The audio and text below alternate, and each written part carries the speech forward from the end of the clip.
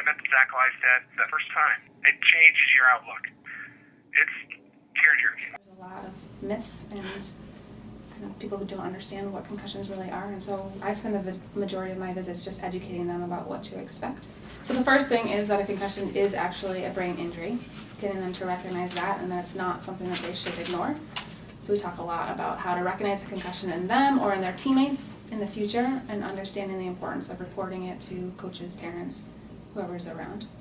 We talk a little bit about what actually happens in the brain during a concussion, and I try to make it applicable depending on how old they are, and then what they can expect from recovery.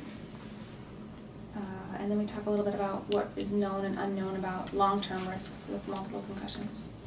We're blessed to have a level 1 trauma center, Harborview, where what makes them a level 1 trauma center is that they have a neurosurgeon on staff 24 hours a day. So if you go in there with a concussion, you're going to get an MRI or CT scan, and you're probably going to end up getting a referral in to see a sports medicine trained physician who's educated in the evaluation and management of concussion. We actually don't require a diagnosis. It's nice to have, but we know that a lot of people with brain injury don't have the insurance or the extra funds to pay for anything like that.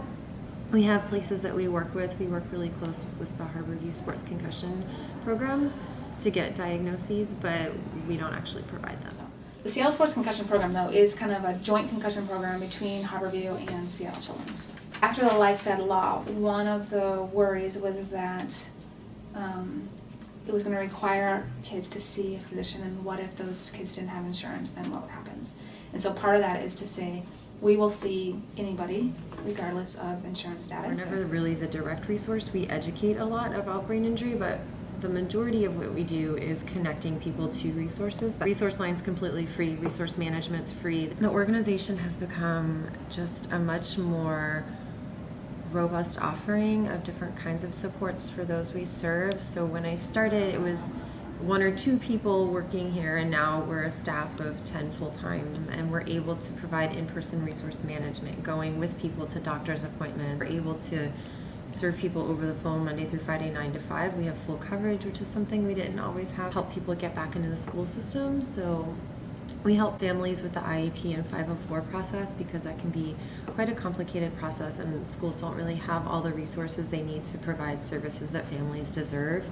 So we do a lot of negotiating, working with schools to help them understand the brain injury, working with families to help them understand their rights and what their children are entitled to, and helping them get the supports they need so that their kids can successfully go back to school. Families are going through this. It could be a nonstop second job, just trying to find the resources they need. Brain injury is called the silent epidemic because it's hidden, so you can see broken bones and scrapes and bruises, but you can't really see brain injury, and a lot of people don't talk about it.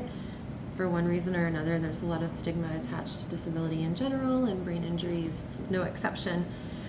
So our goal is to really raise awareness and to kind of show people how normal it is, really.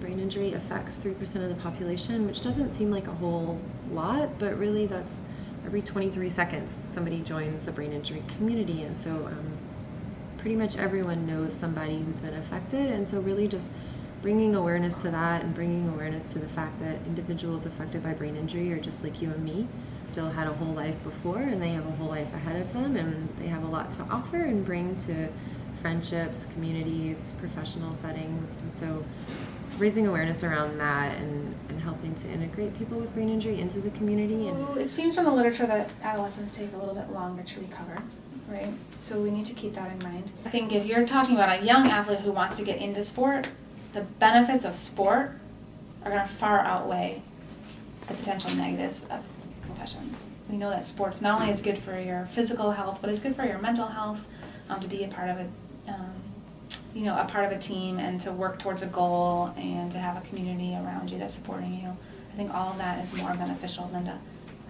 make a decision to hold a kid out from sports just because you're afraid of what's going to happen.